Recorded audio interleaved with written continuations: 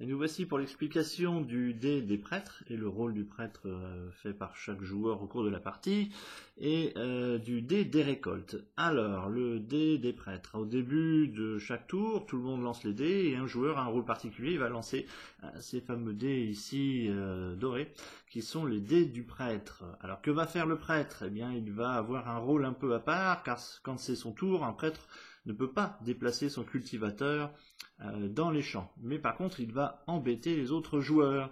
C'est-à-dire que ici, le prêtre vient de faire 1, et on voit que le joueur jaune avait fait 1 et 4.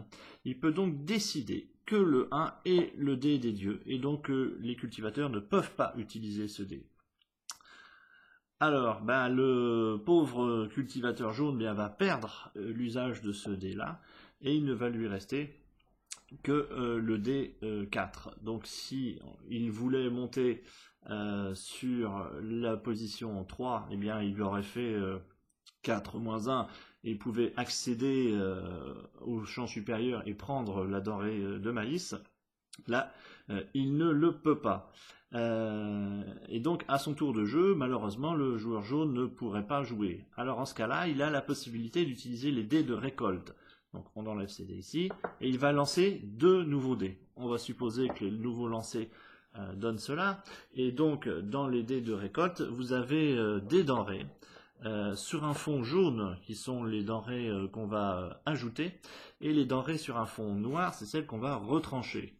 Donc le lancer de dés ici permettrait au joueur jaune de retirer le maïs et d'ajouter une denrée cacao à la place. Donc ce qui peut être avantageux, n'ayant pas pu jouer, et du coup il a pu réaménager son espace de jeu. Si le dé des prêtres avait été différent, par exemple il aurait eu cette face ici, eh bien ça signifiait que le dé du prêtre, le prêtre avait le choix entre ou retirer le dé 1 à tous les joueurs qui avaient réalisé ce lancer, ou d'utiliser le crâne doré qui lui permet de prendre dans n'importe quel temple l'ensemble des offrandes.